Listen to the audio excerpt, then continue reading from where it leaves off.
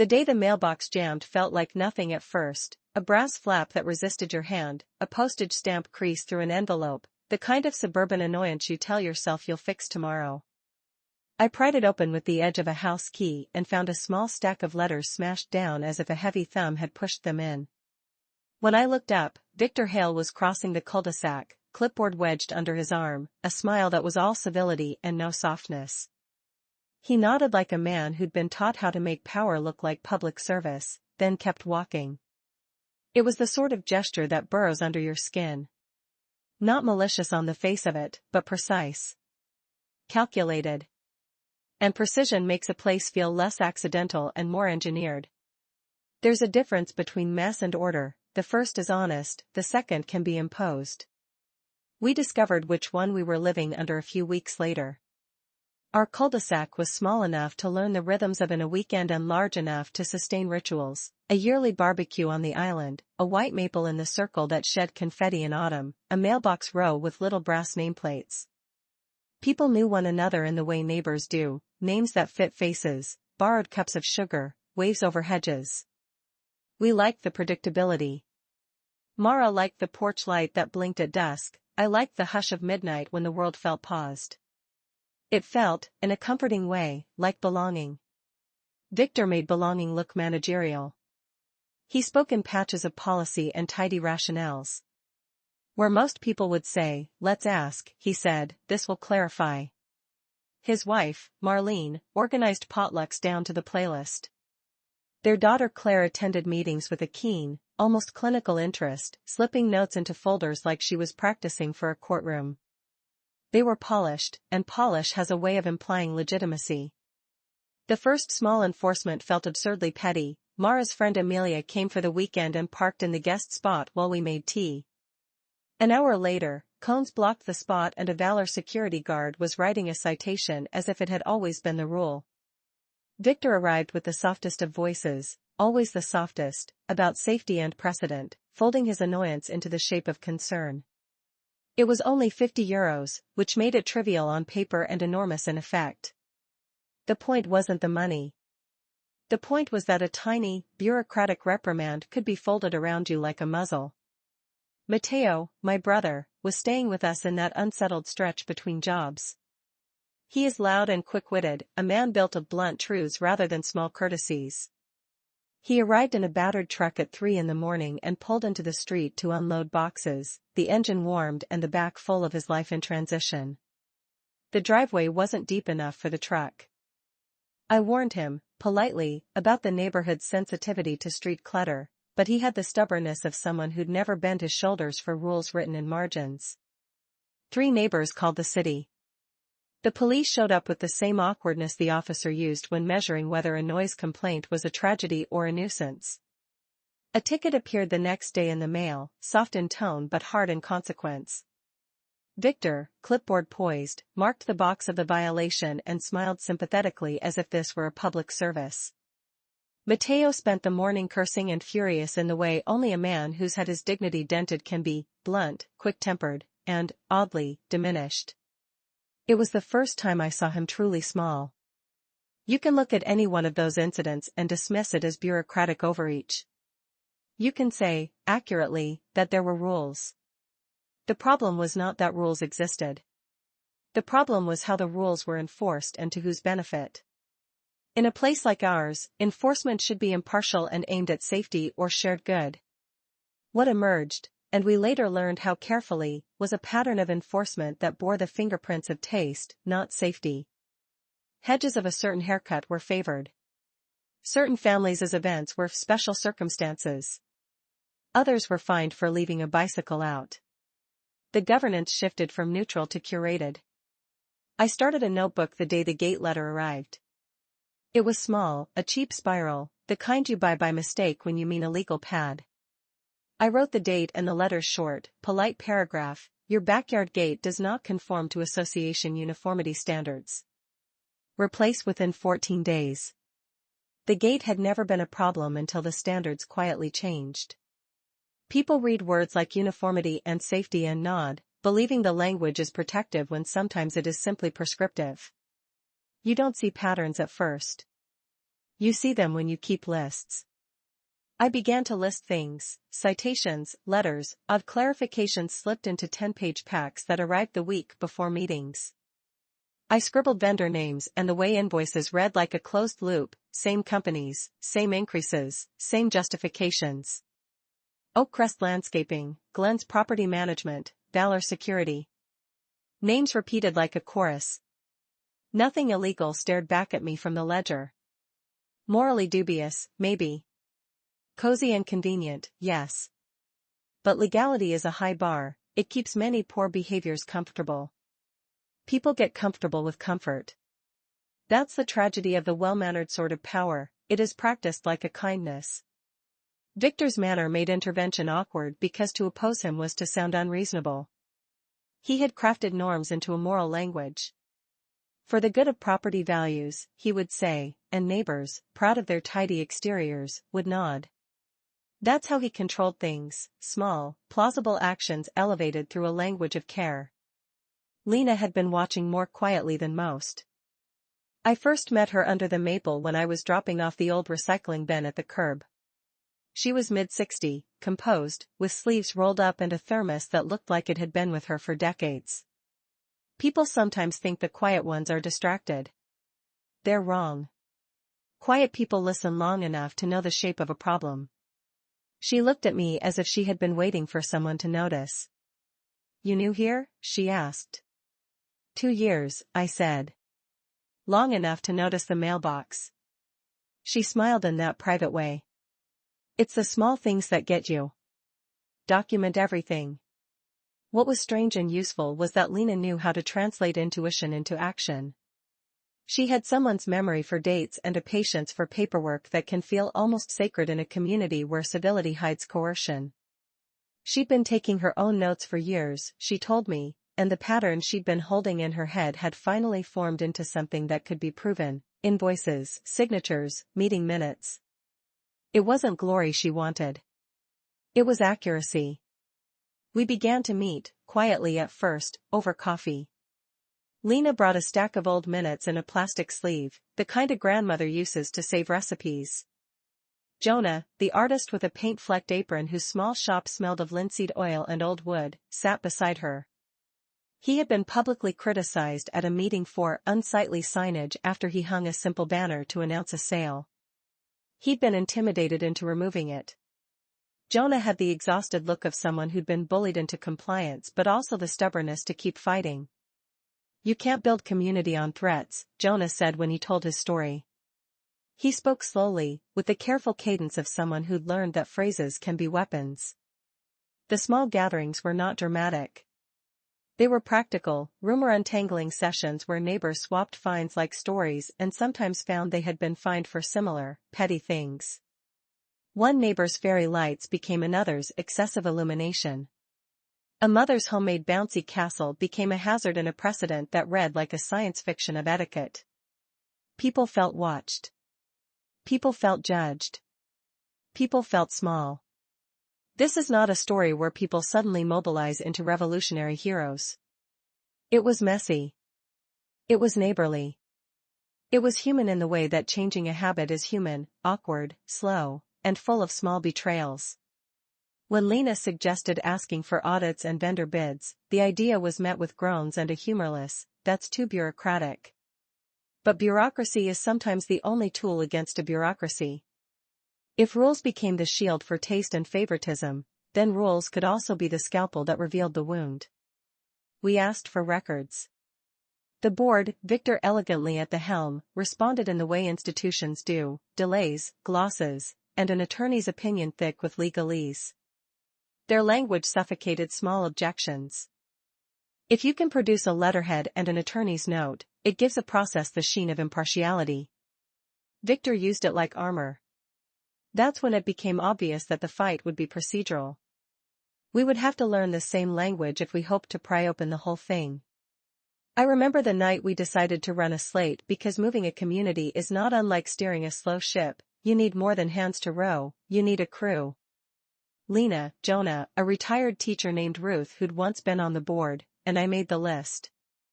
We didn't want martyrdom. We wanted structural change, transparent minutes, term limits, competitive bids over a set threshold, and an oversight committee so decisions didn't live in a single man's ledger. Victor heard about our little slate the way a man hears of a draft under a door, with irritation but not alarm. He sent an elegant email about stability and long-term planning, the sort of thing you say when you want to frame challenge as needless risk. But there was a crack in his armor, the sort that shows when enough people realize that formality can disguise favor.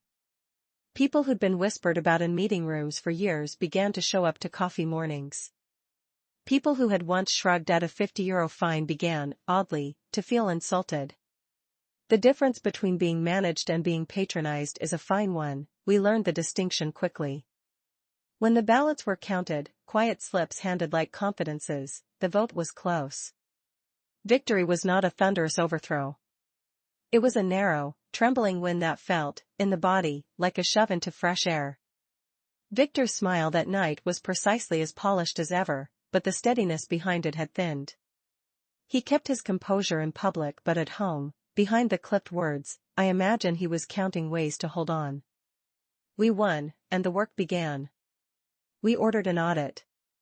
We asked for vendor bid histories. We froze discretionary payments. And the ledger, oh, the ledger, had a subtle smell, the way old paper smells differently when someone has been moving things around it.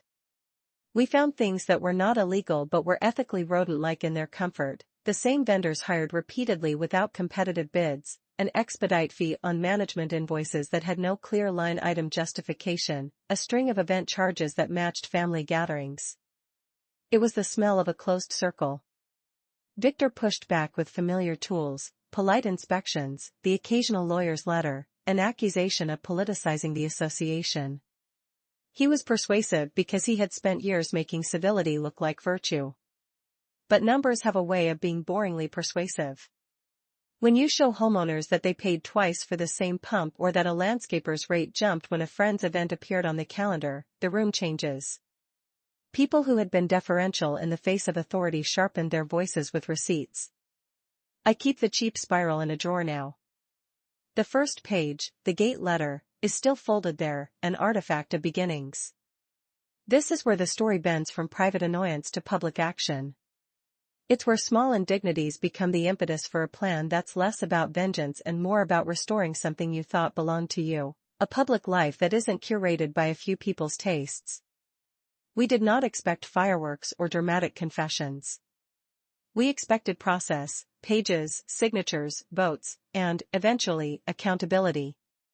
The cul-de-sac had been organized like a set with perfectly placed props. We wanted to take down the stage and find out who was directing behind the curtains. The real work would be in the rooms, not the speeches, the audit, the bids, the vote tallies. Small things done persistently are often more destructive to entrenched power than a single act of fury.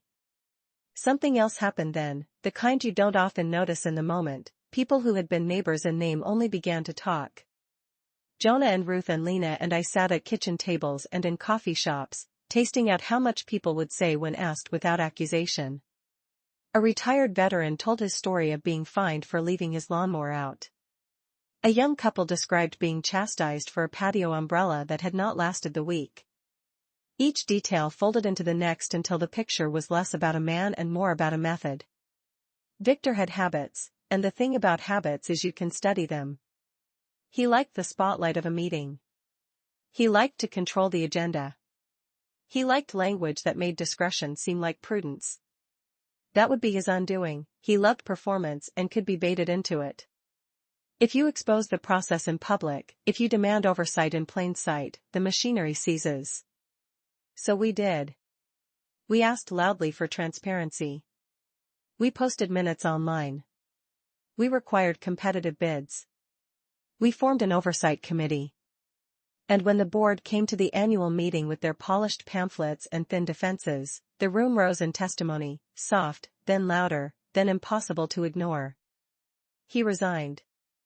Not in humiliation as you might imagine, there was no dramatic collapse, but with a letter that was gracious and oddly final. He thanked the community for the honor and reminded us, in a practiced tone, that civility is an important value. The neighborhood exhaled, but not without cost. Some friendships never mended. A few people stopped inviting Mara to coffee. There were social ripples that we lived with. But the mailbox worked again, the guest spot stayed open for visitors, and a man who had wielded standards like a cudgel was simply gone from the chair that had let him perform power. What people don't talk about when they talk about reform is the silence afterward, the thick, humming kind that fills a room once shouting has stopped. It was strange walking into the first board meeting after Victor stepped down. The chairs were the same, the cheap coffee smelled the same, the laminated agenda sheets were neatly stacked at the edge of the folding table. But the air felt hollow. There was no polished smile directing attention, no soft but firm voice framing every decision as preordained. It was like entering a theater after the actors had left, the stage remained, but the illusion was gone. Lena sat at my left, flipping through her binder with the calm precision of someone checking an aircraft before takeoff. Jonah sat 2 chairs over, hands clasped as if he were holding down a tremor of excitement he didn't want to show. Ruth had commandeered the far end of the table, lining up pens like instruments she was about to play.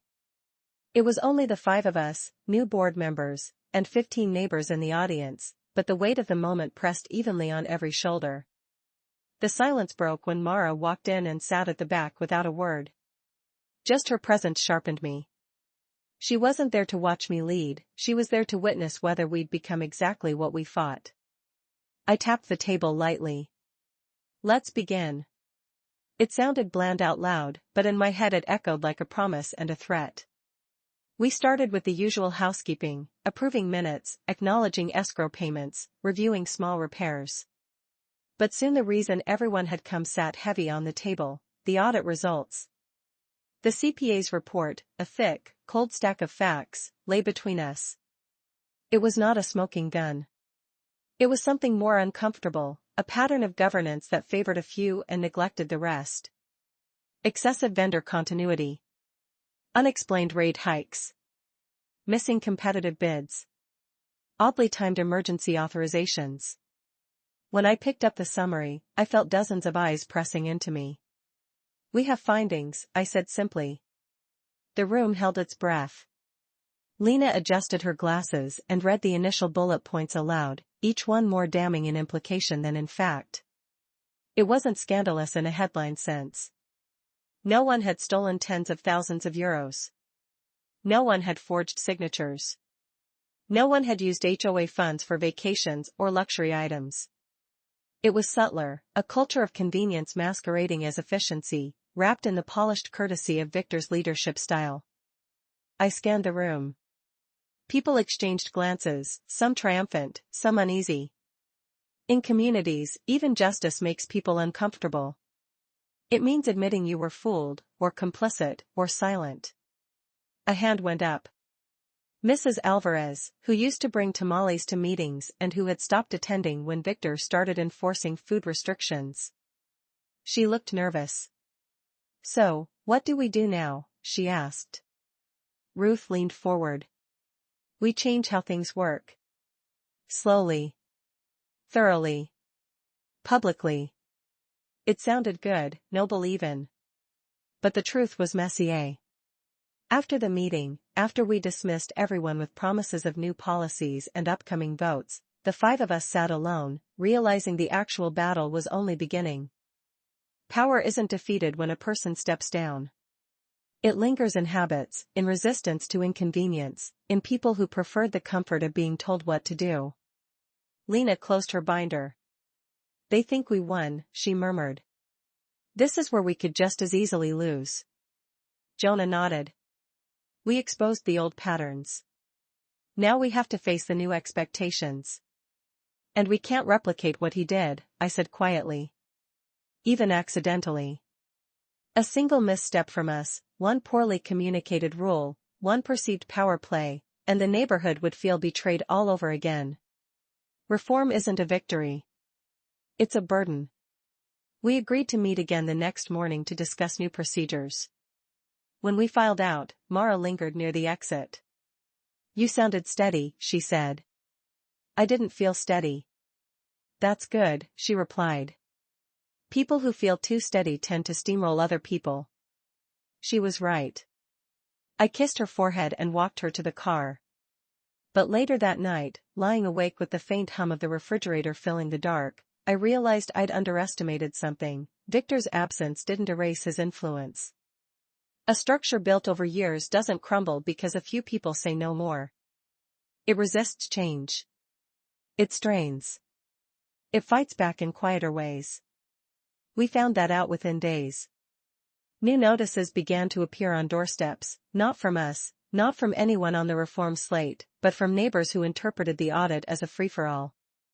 Someone piled old furniture by the recycling bins. Someone else erected a giant inflatable flamingo on their lawn in protest of the old decor rules. Dogs were let off leash, citing liberation from excessive regulation. A man on Elm Row painted his shutters neon green because oversight committee, right? People took the dismantling of Victor's authority as a dismantling of all authority. At the same time, his old supporters hardened. They whispered about us in the driveway. Claimed we wanted to turn the neighborhood into a slum. That we were inexperienced, unprofessional, radical. One even wrote an anonymous letter accusing Lena of secretly hating the community because she advocated for budget transparency. Chaos. That's what happens when power shifts too quickly.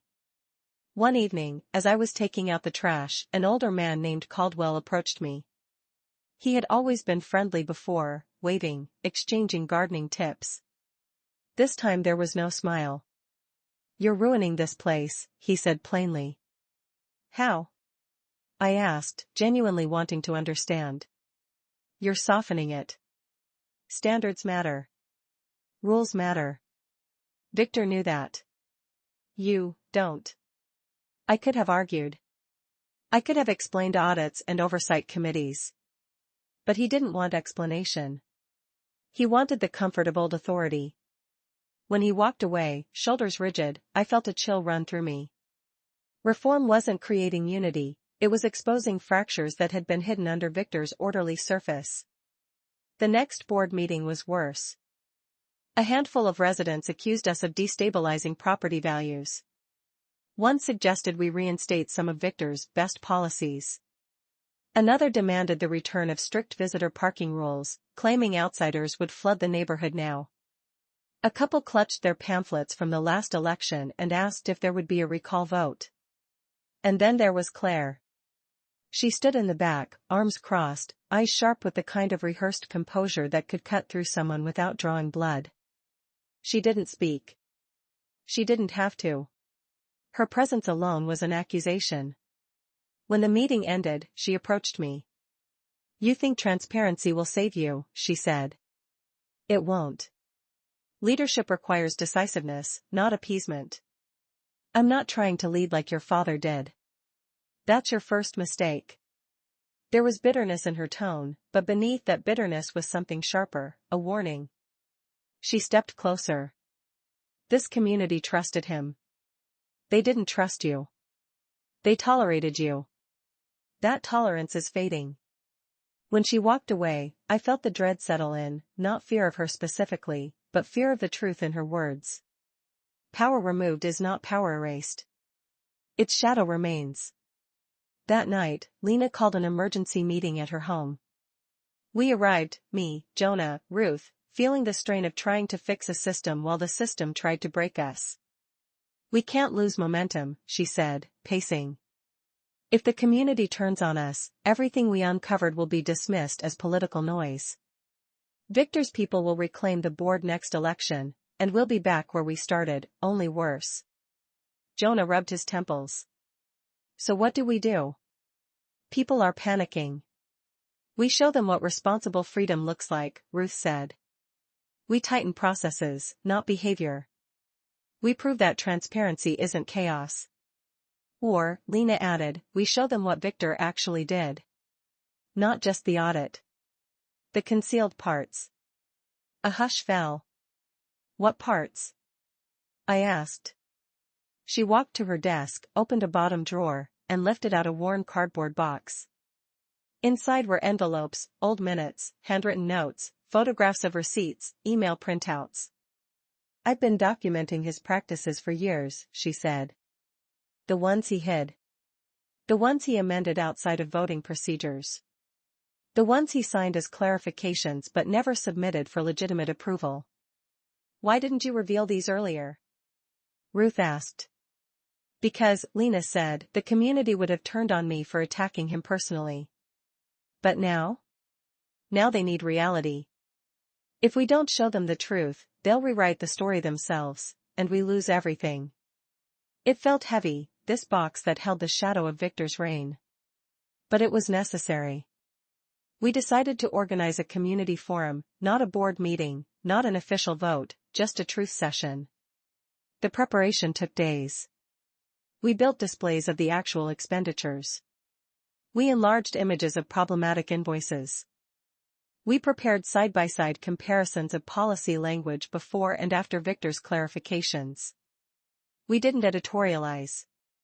We didn't embellish. We simply prepared to show.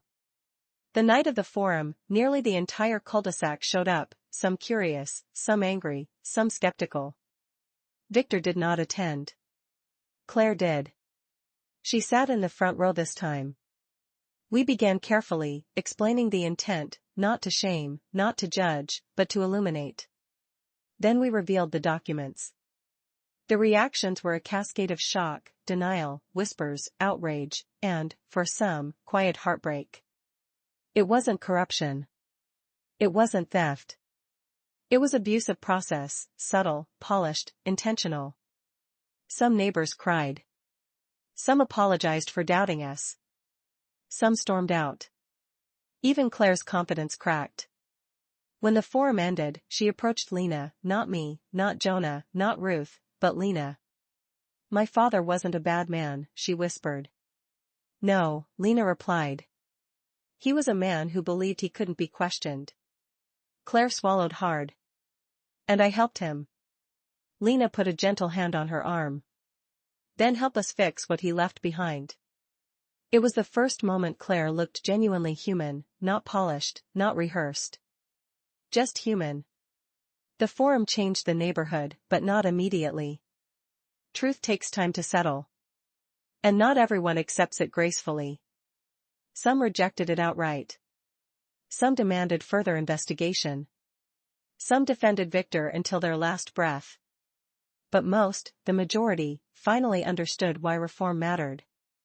The next weeks were a blur of drafting policies, hosting discussions, mediating disputes, and working through the messy aftermath of disrupted systems. Jonah helped design new signage. Ruth trained volunteers on oversight procedures. Lena built a digital archive of records.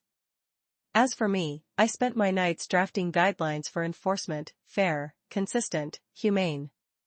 But the peace didn't hold. One afternoon, a new letter arrived on our doorstep. No return address. Inside was a single sheet, "You will regret this." Mara found it before I did. Her hands shook. That was when I realized, exposing the truth didn't end the story. It lit the fuse for the next act. The letter sat on our kitchen counter like a bruise, small, blunt, and impossible to ignore. Mara kept staring at it, arms folded tight as if holding herself together. I picked it up again, hoping that maybe in the different light it would reveal something, a smudge, a handwriting quirk, a brand of ink. But it was printed. Clean. Void of personality. The kind of threat that hides behind facelessness. "You're not showing this to the board, are you?" Mara asked, voice taut. "I have to." "And what happens then?" "We tell them someone's threatening you?" "They'll panic. They'll assume it's Victor's people. Or worse, they'll think you provoked it." She wasn't wrong. The optics were terrible. The timing was worse. But I couldn't pretend it didn't happen. I slipped the letter into a folder and reached for her hand. She pulled in a shaky breath. "Whatever this is," I said, "we handle it together." Her fingers tightened around mine, not in reassurance, but in fear. That night, after she fell asleep, I sat alone in the living room, staring out into the dim glow of the cul-de-sac. The neighborhood was quiet, too quiet. A single porch light flickered on Caldwell's house. A car door clicked shut 2 doors down. The maple branches swayed like dark fingers tracing the sky. Nothing looked threatening. But the absence of movement felt like a veil, pulled tight over something simmering beneath. I didn't sleep much. The next morning, I brought the letter to the board meeting, but only after I showed it to Lena first. She read it slowly, then exhaled through her nose. This was inevitable. Not comforting, I muttered. I'm not trying to comfort you. I'm trying to prepare you. Exposing entrenched patterns always produces retaliation. Sometimes verbal. Sometimes procedural. Sometimes, she tapped the letter. This. Someone wants to intimidate us, I said. Lena shook her head. No. Someone wants to intimidate you. You're the public face. The others view you as the catalyst. There was a pause. We need to handle this carefully, she added. How? Call the police? They'll laugh us out of the station. They won't laugh.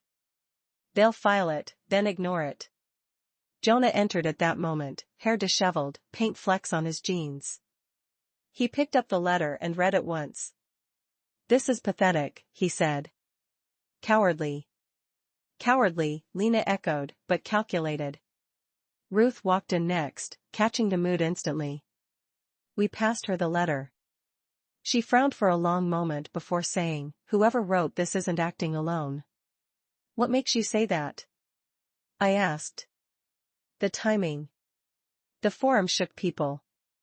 It embarrassed them. And embarrassment breeds mobs. Someone sent this because they believe they have backup. And what do we do? Jonah asked. Ruth folded the paper precisely into thirds. We do what Victor never did. We stay transparent. We tell the community this happened. I blinked. You want to publicize the threat? Yes, she said calmly. Because secrecy creates suspicion. If we hide this and it leaks, people will spin it however they want. If we share it openly, we stay in control of the narrative. Or, I countered, we paint a target on our backs. You already have one, Lena murmured. The meeting that followed was tense. We revealed the letter, not in a dramatic flourish, but quietly, factually, as part of our update on ongoing backlash. The room erupted. Some gasped. Some scoffed. Some muttered, serves them right, under their breath, not quietly enough. Caldwell stood up, face lined with anger. This is why we said reform would cause chaos, he announced. Now we have threats being sent around. What's next? Vandalism? That letter is unacceptable, I said firmly. And the chaos you unleashed is unacceptable, he shot back. A ripple of agreement moved through the people who had always preferred Victor's rigid style. Then a voice rose from the back, gentle, steady. Mrs. Alvarez. Threats don't come from reform, she said. They come from people who fear losing control. Her words carried weight. The room quieted. She continued, I didn't like the fines. I didn't like how afraid I was to put up decorations. I didn't like feeling small. And I don't like someone attacking the people trying to fix things. Jonah muttered softly, bless this woman. But Caldwell wasn't done. These so-called reforms, he sneered, have cost us stability. Lena leaned forward. Stability built on fear isn't stability. It's compliance. And compliance kept things orderly, Caldwell snapped. People murmured, some agreeing, some resisting. I realized we weren't fighting Victor anymore. We were fighting nostalgia for him. The kind people feel for strict fathers who enforce order and call it love. After the meeting, as people trickled out, Claire approached me again. Her steps were slow this time, her expression conflicted. You shouldn't have shown them the letter, she said quietly. People deserve the truth. Not all truths help. I studied her face. Claire wasn't here to intimidate me. There was fear behind her eyes.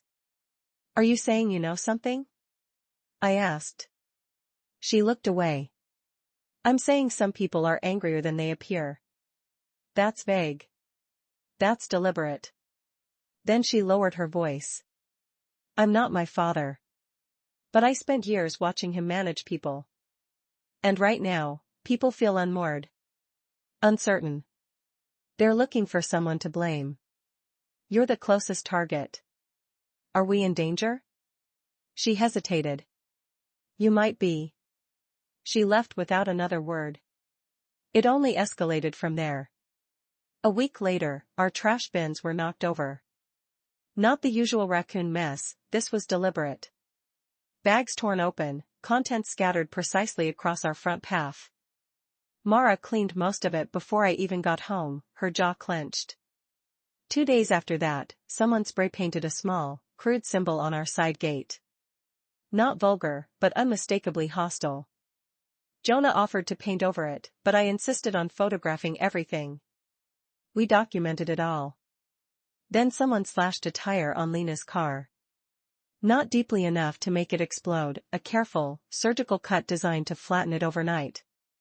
Jonah's shop was egged. Ruth received a letter saying, resign or be exposed. Exposed for what, the letter didn't say. It didn't need to. The threat was its own poison.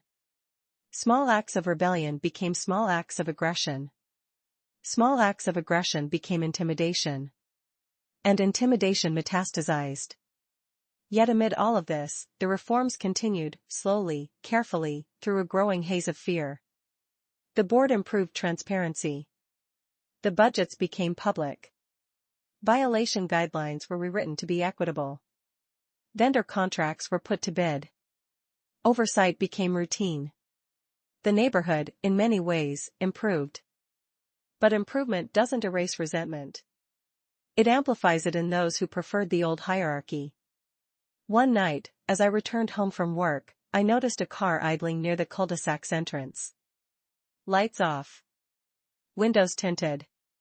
No plates on the front bumper. I slowed. The car didn't move.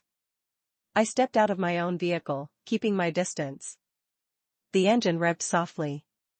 Then the car pulled away, turning the corner with the slow precision of someone who wanted me to know they were there, but not who they were. A chill threaded through my spine. I went inside. Mara was cooking, humming faintly to the rhythm of the kitchen fan. I didn't tell her. Not yet. Instead, I lay awake beside her, staring at the ceiling, feeling the weight of a truth that had grown undeniable. We hadn't just uncovered misuse of authority. We had disturbed a nest. And someone in this neighborhood, maybe more than one, wanted to bite. The next morning, I woke groggy and unsettled, the memory of the idling car lingering in the back of my mind like a shadow that refused to dissolve with daylight. Mara was already up, packing her lunch, the faint click of Tupperware lids echoing through the kitchen. She glanced at me with a faint crease between her brows. You didn't sleep, she said. No, I admitted. We've got too much going on. Her gaze lingered on me longer than usual, searching for what I wasn't saying. She didn't press. That was one of the things I loved most about her, her patience wasn't passive. It was observant. I'm heading out early, she said gently. Be careful today. She didn't say why she felt the need to add that. She didn't have to. As soon as she left, I pulled Lena, Jonah, and Ruth into an emergency call.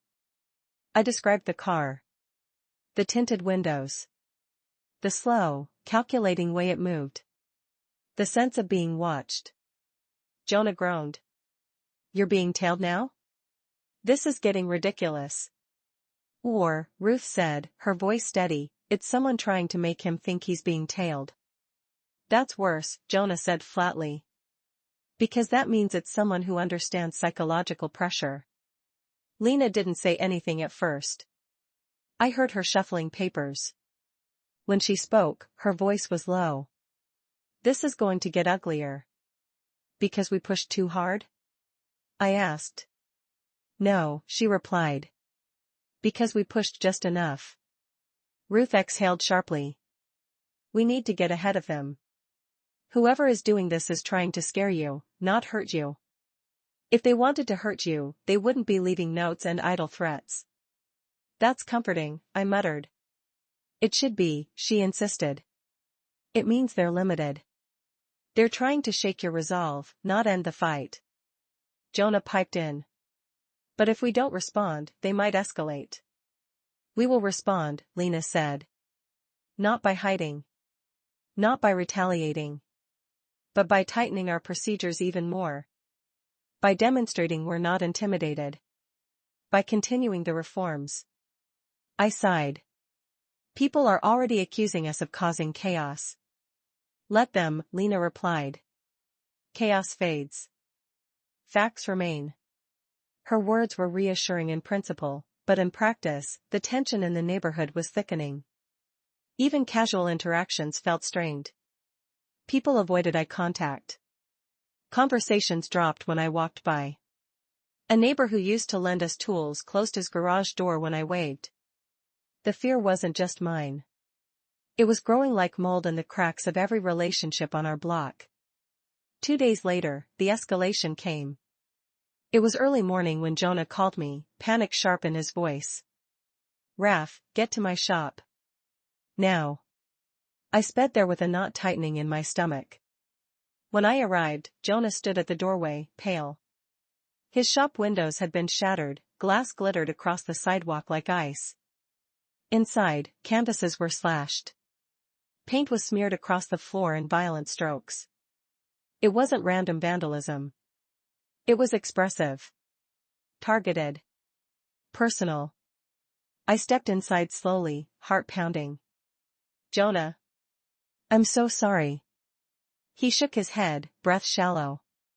This is because of the reforms. Because I stood with you. We'll handle it, no, he snapped, then softened. You don't get it. This isn't just property damage. This was meant to humiliate me. To break me. I knelt beside him. We will fix this. He let out a humorless laugh. Victor's people always hated me. But they never did anything like this. This is different. This is someone trying to destroy me socially. Lena and Ruth arrived moments later. Ruth immediately began photographing everything. Lena calmly started sweeping what she could without disturbing the scene. We'll help you rebuild, she said. But we also need to call the police. Jonah hesitated.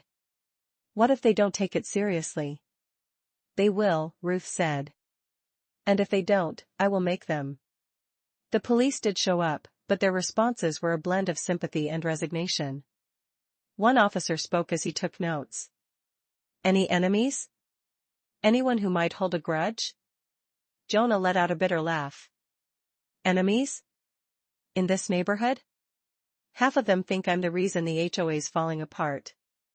The officer raised an eyebrow. HOA disputes can get heated. That's an understatement, I muttered. He wrote something down, but his eyes suggested he didn't believe the connection was provable. After they left, Jonah sat on the floor amidst the destruction, head in hands. I don't know if I can keep doing this, he whispered. I sat beside him. Don't say that. I'm serious, Raf. I joined the reform because I believed in fairness. But I didn't sign up to be a target. You're not a target, I said quietly. We all are. Lena sat on Jonah's other side. That's why they won't win. Jonah didn't respond, but his silence wasn't agreement. It was exhaustion. That same evening, Mara confronted me. You didn't tell me, she said, holding her phone where a picture of Jonah's wrecked shop glowed. I rubbed my eyes. I didn't want to scare you. How thoughtful, she snapped. You're being tailed. People are vandalizing the homes of your friends. Threats are being sent directly to us. And you didn't want me to worry? Mara, no, she said, voice trembling, this was supposed to be about making the community better.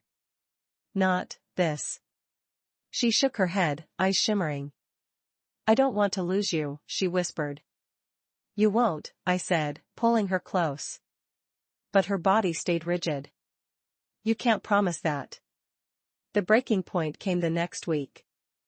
It was a quiet afternoon when I received an email from an anonymous account. A single sentence.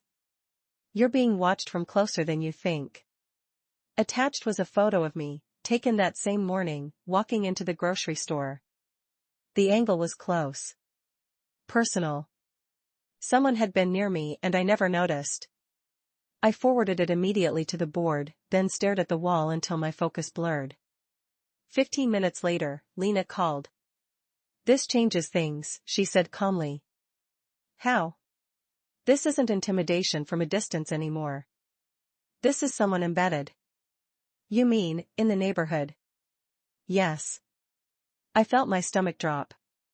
This is someone who sees your routines. Your habits. Your blind spots. But why? I asked, though the answer was already forming. Because, Lena said softly, you are about to expose the last piece of the puzzle. What puzzle? There was a pause. Victor didn't act alone. Silence pressed against my ears. What are you saying? You're about to find out, she said. And whoever is behind this knows it. Later that night, while Mara slept restlessly beside me, I sat at the dining table with the anonymous photo glowing on my laptop. The shadows in the cul-de-sac outside shifted between lamppost flickers. A dog barked. A car door slammed and echoed. Someone in this quiet, postcard-perfect street was obsessed with our downfall. Someone who knew schedules. Faces. Habits. Someone who had everything to lose if the truth came out. And now, they were close enough to photograph me without being seen. The walls of my home had never felt thinner. The next board meeting was supposed to be routine, updates on the new vendor bids, discussions about revising the landscaping guidelines, a vote on creating a digital archive for community records. Instead, it felt like walking into a lion's den built out of flowerbeds and civility. The room buzzed with a kind of brittle tension that didn't belong to budget sheets or shrubbery standards. People whispered, glanced over shoulders, folded arms defensively. The hostility wasn't loud, it was quiet, simmering, like water just before a boil. Claire was there again, sitting in the second row this time, not hiding, not flaunting, just being visible in a way that carried meaning. Her expression was unreadable, a careful mask that gave nothing and suggested everything. When the meeting began, Ruth announced that the vendor contracts would now rotate every 2 years unless renewed transparently through community vote. This should have been celebrated. Instead, half the room stiffened, as if transparency itself was an inconvenience. Then Lena presented the early stages of the digital archive. It was thorough, well-organized, meticulous, just like her. She'd digitized 30 years of HOA minutes, invoices, bylaw amendments, and correspondence. People murmured in surprise. And fear. Because transparency doesn't just reveal current problems. It reveals history. When the floor opened for questions, Caldwell stood immediately. I have a concern, he said loudly. This level of transparency is unnecessary and frankly invasive. Why do we need decades of records online for anyone to pick apart? What are you trying to find? We're not trying to find anything, Lena replied calmly. We're ensuring full accountability. That's what the community voted for. Caldwell's face tightened. There is such a thing as too much accountability. Jonah, exhausted and still shaken from the vandalism, muttered under his breath, "Here we go." Another neighbor, a woman named Patricia who was known for sending long complaint emails about lawn ornaments, raised her hand. I agree with Caldwell, she said. This new board is making everything so complicated. Victor kept things simple. He handled problems quietly. Quietly, Jonah echoed bitterly, as in not legally. She ignored him. Ever since you people took over, the neighborhood feels disrupted. That word again. Disrupted. As if fairness itself was a disturbance. Ruth leaned forward. Change does disrupt, Patricia.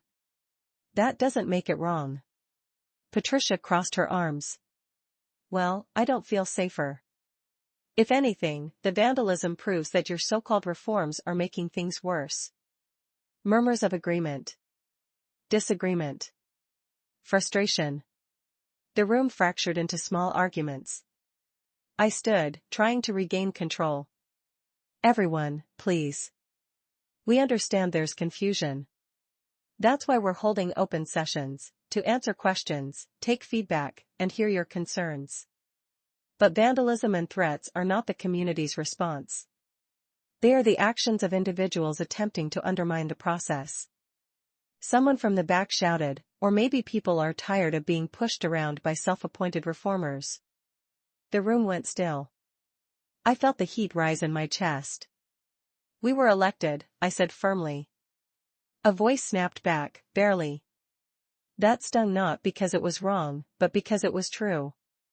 Claire's eyes flicked to the speaker, then back to me. I couldn't tell if she was amused or concerned.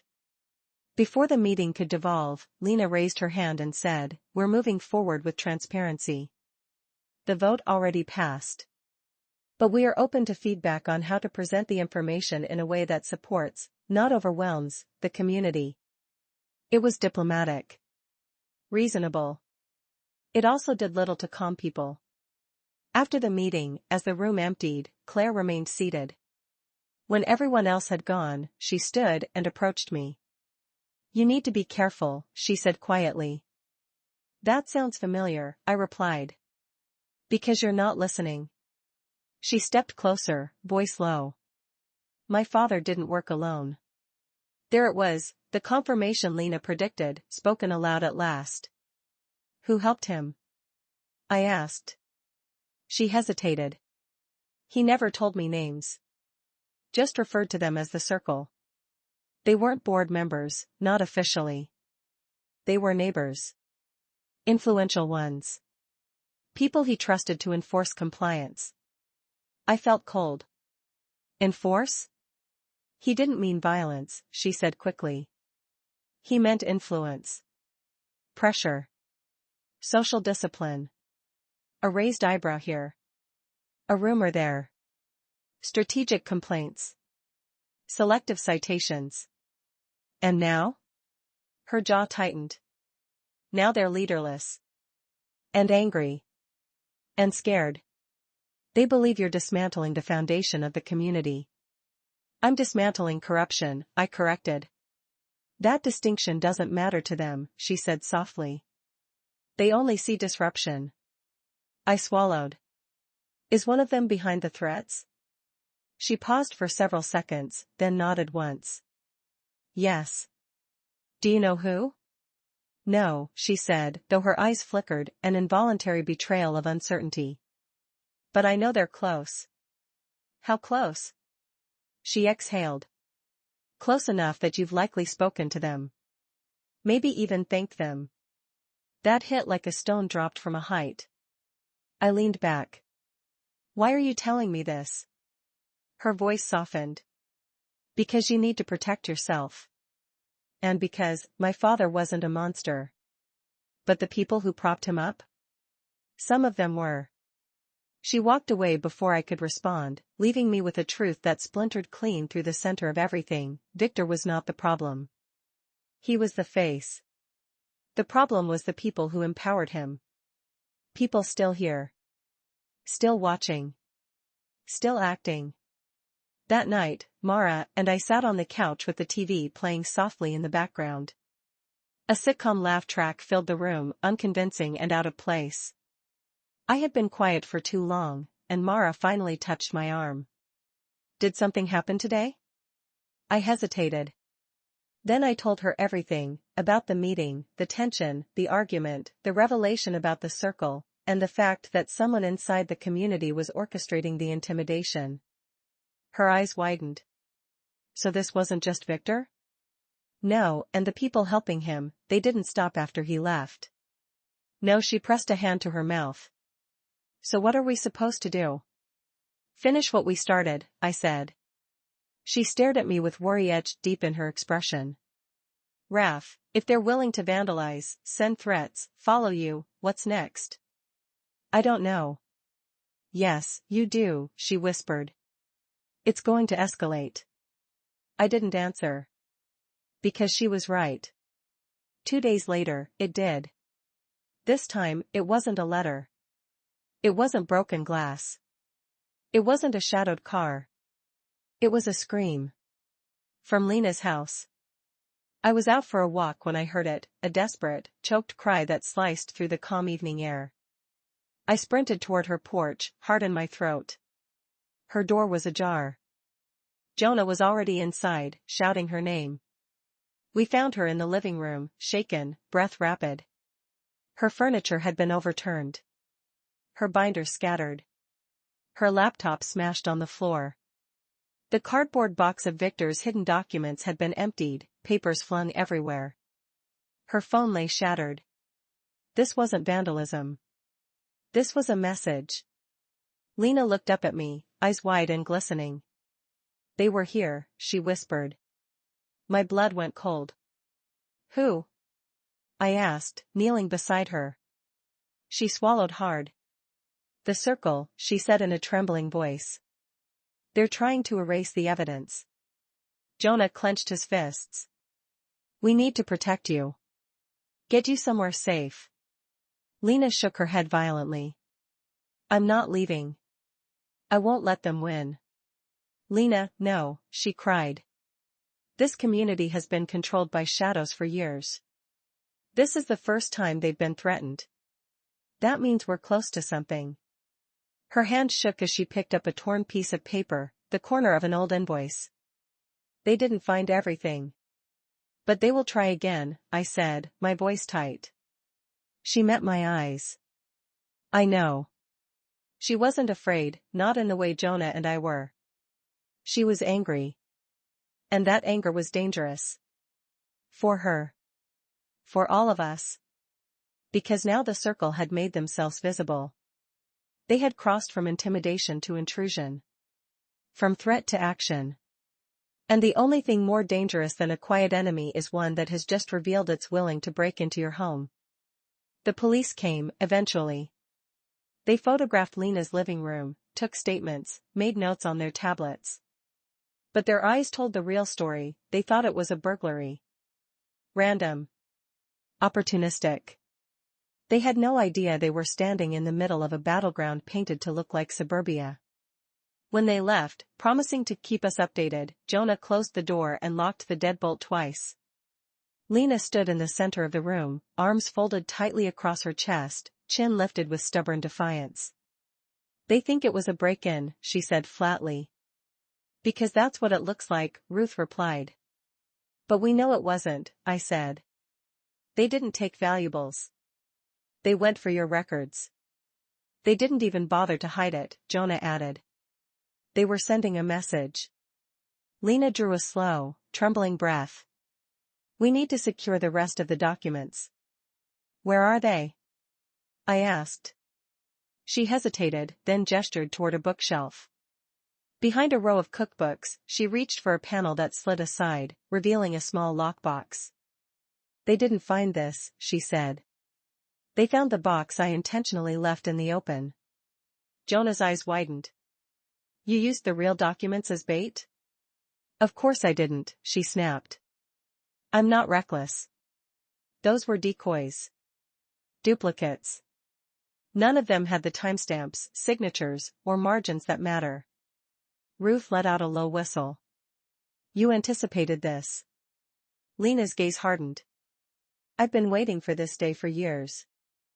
It was the first time I truly understood the depth of her commitment. She wasn't driven by anger or ego.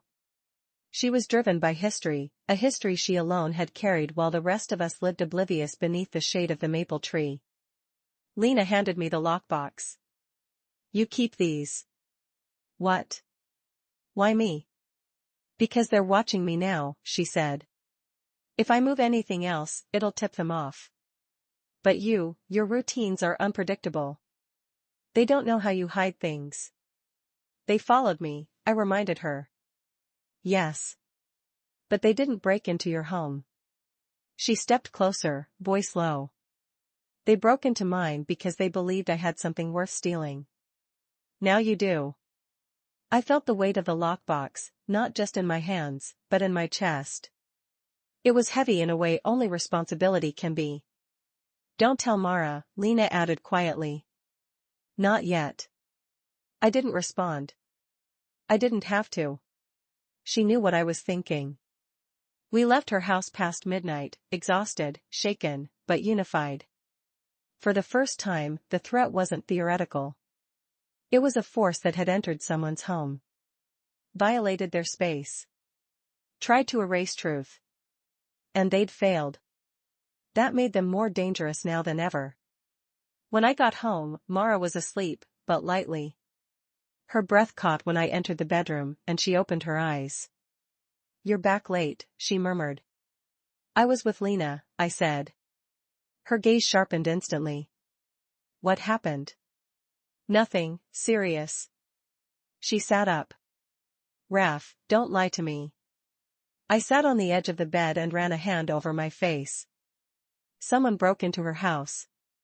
She covered her mouth with her hands. Oh my God. Is she okay? She's shaken. But she's safe. And determined. What did they take? Decoy documents, I said. They went for evidence of Victor's old processes. Mara's voice dropped. And now? And now, I said quietly, they're going to get desperate. She stared at me with fear, pure and open. I want you to stop. Mara, no, she said, voice shaking but firm. This has gone too far. Jonah's shop. The letters. The car watching you. Now Lena's home? This isn't reform anymore. This is dangerous. I can't stop now, I said, more gently than before. We're close to uncovering the last piece. If we stop, they win. The whole neighborhood falls back into fear. And what if you're hurt, she whispered. What if they hurt someone else? I'll be careful. You can't promise that, she said again, the same words from before, heavier now. She turned away from me, unable to hide the tremor in her shoulders. I touched her back, and she didn't pull away, but she didn't lean in either. She was holding herself together with threads. I whispered, I'm sorry. She nodded, but the room felt colder. In that moment, I realized something painful. The fight wasn't just against the circle anymore. It was against the cost the fight was inflicting on the people I loved. The next morning, the lockbox sat on the kitchen table like a small metal curse. I stared at it while drinking my coffee, weighing options. Hide it? Move it? Photograph everything? Destroy the contents? And then I realized something crucial. If these documents truly revealed the last link in the chain of Victor's power, the circle must be terrified of them. What exactly did they show? I didn't have time to wonder. At 7:42 a.m., a sharp knock sounded at the door. Too sharp. Too precise.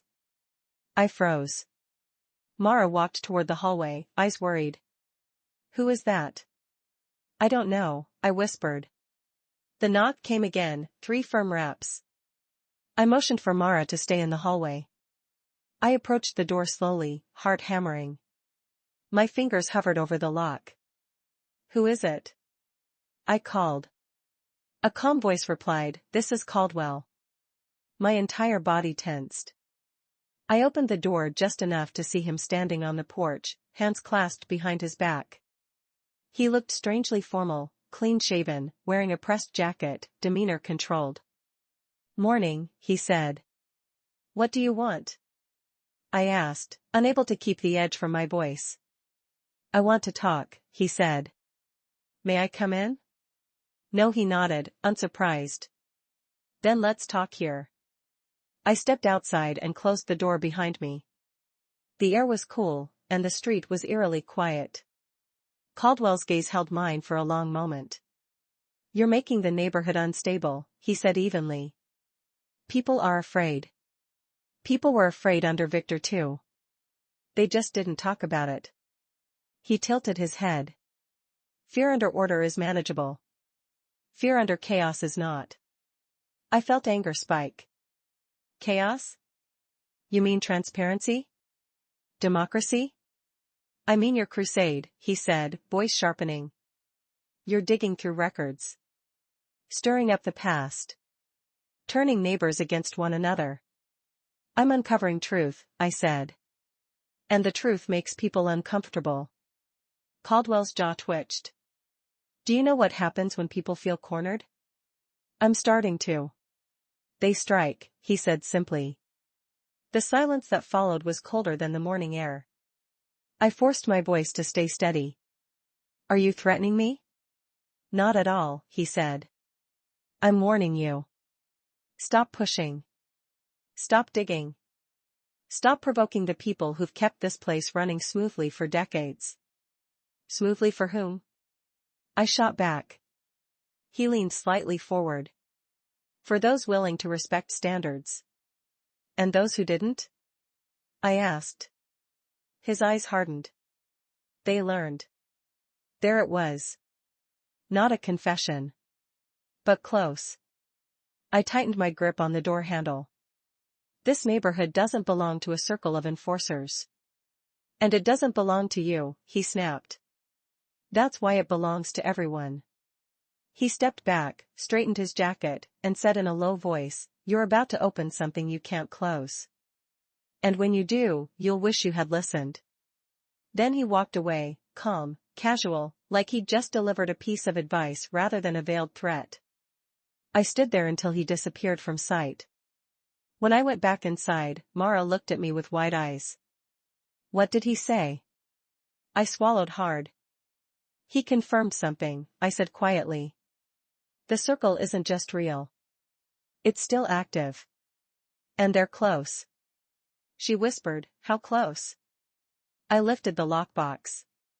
Close enough that they're terrified of this. I didn't open the lockbox right away. I stared at it for hours, pacing the living room, feeling its weight radiate from the table like a heartbeat. Whatever was inside had made a network of grown adults, pillars of the community, parents, retirees, descend into sabotage, stalking, vandalism, and threats. If this little metal box was the lever capable of unseating their power, I needed to be careful with how I pulled it. When Lena arrived later that afternoon with Jonah and Ruth, we sat around the table in tense silence. Let's open it, Jonah said finally, though his voice carried none of his usual bravado. Lena placed a hand on the lid. Before we do, understand this, what's inside is not the final answer. It's a map. A direction. And once we see it, we can't unsee it. Ruth folded her arms. We've already crossed that line. I unlocked the box.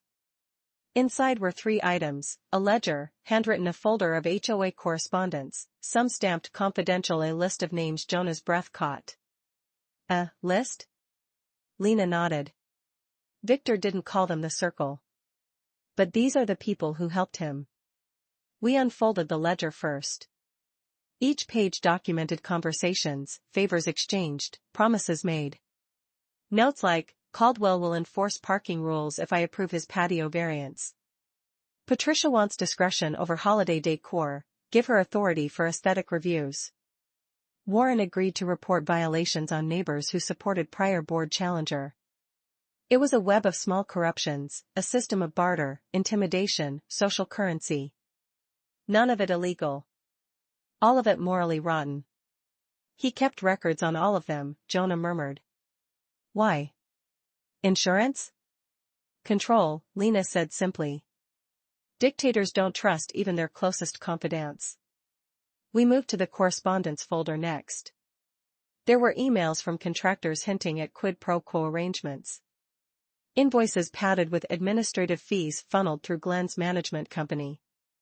Oakcrest Landscaping charging triple rates that only Victor approved. And then there was a set of confidential memos to the municipal council that Victor had drafted but never submitted, requests to allow the HOA to impose stricter enforcement powers. He was trying to expand his authority, Ruth whispered. Beyond the neighborhood. But the final document, the list, was what chilled the room. 8 names. Some we recognized immediately. Caldwell, Patricia, Warren, Monroe, Hendrick, Ellen, Shaw, Graham, Porter, and one last name, a name we all froze at. Claire Hale. Jonah exhaled in disbelief. His daughter? Lena shook her head slowly. It makes sense. Claire had legal training. She helped him draft several policies. But she warned us, I said quietly. She said her father wasn't a bad man, but the people around him, she didn't say she wasn't one of them, Ruth replied. We sat in stunned silence. The implications spiraled. Claire had been present at every major turning point. Watching. Listening. Advising. Maybe even manipulating. And now she was warning me. Had she turned against the circle? Or was she still one of them, monitoring our progress, guiding us just enough to keep us in check? Before I could spiral further, my phone vibrated. A message. Unknown number. We know about the box. My blood iced. Another message came instantly. Stop now. I showed the phone to the group. Jonah swore. Ruth sucked in a breath. Lena closed her eyes, steadying herself. They're accelerating, Lena murmured. We're getting too close. Ruth reached across the table and clenched my hand. We need to expose them. All of them. Publicly. Not yet, Lena said sharply. If we release this without preparation, they'll deny everything. They'll turn half the neighborhood against us. They'll claim forgery. They'll call the audit biased. Then what do we do? I asked. Lena opened the ledger again and tapped the margins. Some entries were grayed out, faded over time. Others were bold, recent, written in a darker pen. One note, only a month old, read, Circle concerned about upcoming audit. Reinforce alliances. Reinforce alliances, Jonah repeated. Meaning intimidate? Meaning everything we've seen, Lena said. The vandalism. The stalking. The break-in.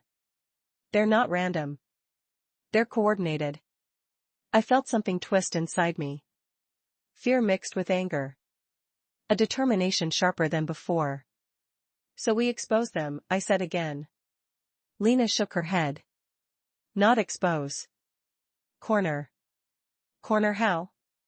Jonah asked. By forcing a forum where the circle can't deny what we present, she said. And by ensuring the entire community is watching. Ruth nodded slowly. A confrontation. A controlled one, Lena corrected. A public meeting that they cannot interrupt, cannot twist, cannot run from. Jonah glanced at me. And you'll lead it? I hesitated.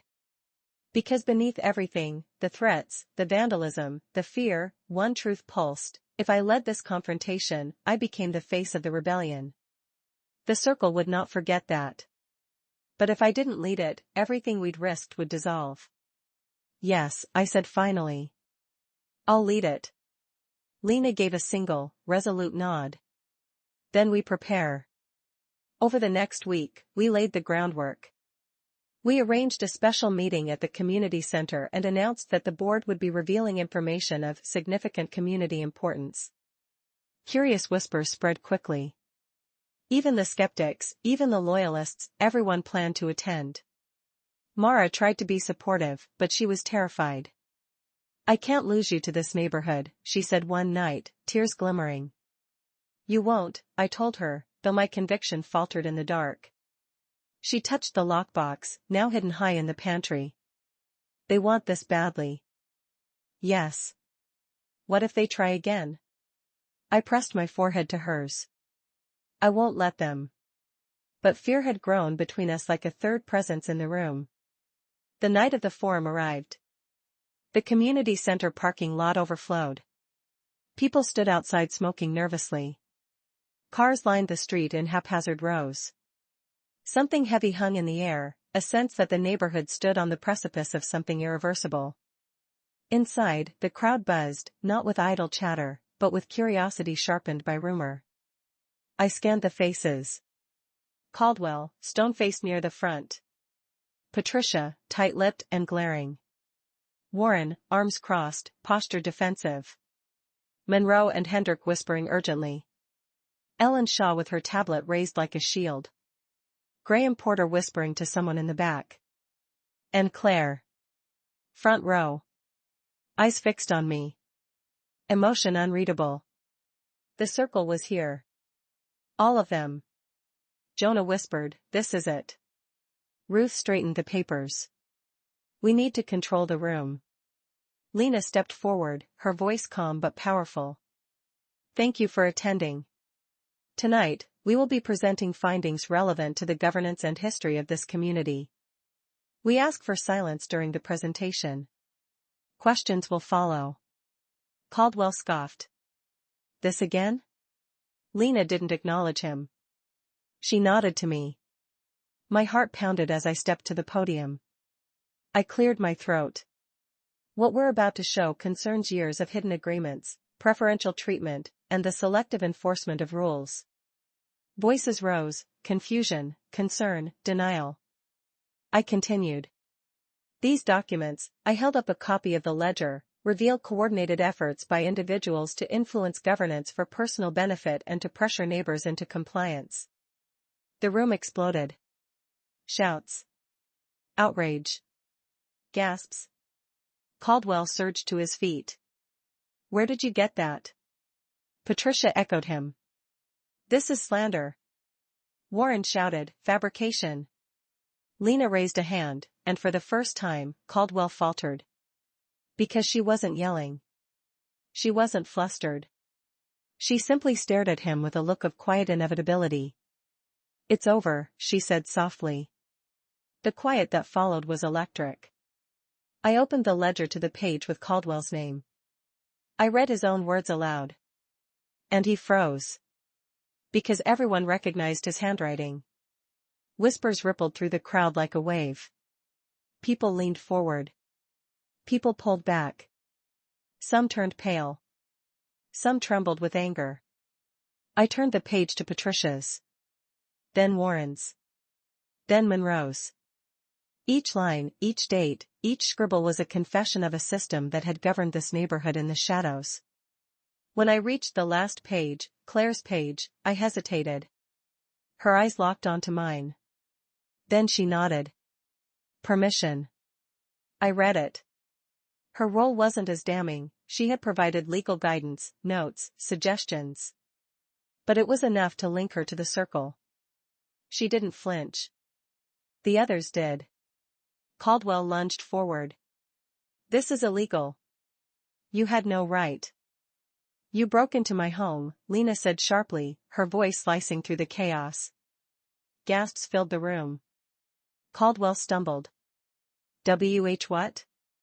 "You and your circle escalated from intimidation to criminal trespass," Lena continued. "You vandalized. You threatened. You followed. You coordinated." She held up a photo of her ransacked living room. Another of Jonah's destroyed shop. Another of the slashed tire on her car. The crowd turned on Caldwell instantly, murmurs becoming shouts. "This is outrageous. Is this true? You broke into her home? How could you?" Caldwell's face crumpled into rage. "You have no proof." Ruth stepped beside me. "We do." She held up a printed email, one of the anonymous threats. Traced. Linked. Directly to Caldwell's IP address. He went chalk white. Patricia sank into her seat, covering her mouth. Warren backed up as though someone had swung a punch at him. Monroe whispered something frantic to Hendrik. Ellen Shaw's tablet slipped from her hands. Porter swore under his breath, head in his hands. The circle had been exposed. They weren't calculating power brokers anymore. They were neighbors caught in their own web. The room erupted. "You should be ashamed. This is disgusting. We trusted you. Who do you think you are? You terrorized people." And then, one voice cut through the chaos. "Claire. Stop." The room froze. She stood, hands trembling but chin lifted. "I was part of this," she said. "But I will not defend what it became. And I will not protect those who kept it alive after my father stepped down." Caldwell spat, "Traitor." "No," she said quietly. "Just done." The silence that followed was thicker than anything I'd felt before. Not relief. Not anger.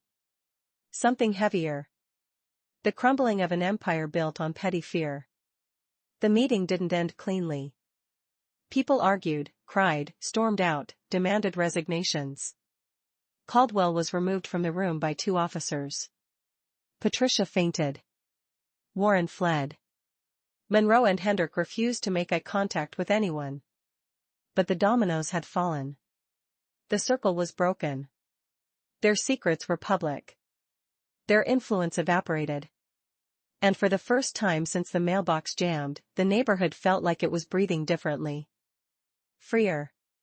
Realer. The mask had fallen. And behind it was something messy, human, wounded, and finally ready to heal. But the aftermath, that would be the real reckoning.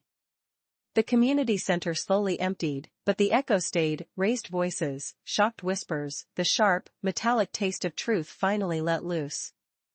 I stood at the podium long after the last angry shout faded. The documents lay spread before me like pieces of a crime scene. The ledger pages curled at the corners, as if finally exhaling after years stuck inside a quiet lockbox. Lena approached me first. Her hands were shaking, though her voice wasn't. "It's done," she whispered. Jonah let out a shaky laugh. "God. I didn't think they'd crack that fast." Ruth stepped closer, folding the ledger with reverence. Abusers crumble quickly once the secret is out. Their power was the silence. I looked around the now empty room. "This feels like the end." Lena met my gaze. "No. This is the beginning of the cleanup." And she was right. Even after Caldwell was escorted out by the police, his shoulders trembling between rage and shock, the air lingered with something darker: guilt, shame, disbelief. People who had once idolized Victor were now staring at the skeleton of his governance and realizing how complicit they had been simply by staying silent. But as we began to pack up our documents, I noticed someone still sitting in the front row. Claire. Her posture was straight, her hands clasped, her gaze fixed on nothing. When I approached, she didn't look up. "You read my name," she said quietly. "You nodded," I replied. She finally looked at me. Her eyes weren't angry or defensive. They were tired. I wasn't part of the circle like them. I helped my father because I believed in him. "There's nothing wrong with that," I said gently. There was everything wrong with it. She swallowed hard. "He taught me that leadership was about control. About keeping people in line. That without strict rules and strategic alliances, people fall apart. And now? And now I see what that belief cost him," she whispered. "What it cost this community. What it cost me." I didn't know what to say. So I simply nodded. Claire stood slowly. "You should be careful. The circle is gone, but resentment isn't. People don't like having their illusions shattered." "I know." She stepped closer. "But you did the right thing. Even if it breaks you for a while." Those words lodged somewhere deep inside me as she walked out into the night. The days that followed were a blur of cleanup, both literal and emotional. Neighbors approached us with apologies, with questions, with long narratives of intimidation they had been too afraid to speak about before. Stories came pouring out, petty punishments disguised as policy, selective citations, threats masked as friendly warnings. People who had felt alone in their fear now found solidarity in shared experience. Others chose denial. They clung to nostalgia for Victor's order, refusing to believe someone they admired had built his authority through quiet coercion. They avoided us. Or glared. Or muttered about lawsuits that never materialized. Caldwell was charged, not for conspiracy, because the law has no patience for subtlety, but for the break-in, the tire slashing, and the anonymous threats. His house went dark. A for sale sign appeared a week later. Patricia resigned from every committee she'd once clutched like lifelines. Warren left the neighborhood entirely, moving in the dead of night, unwilling to face anyone. The others stayed, smaller now. Humbled. Harmless.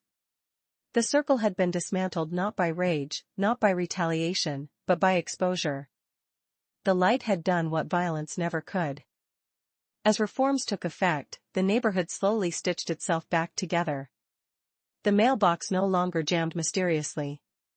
Guest parking became guest parking again.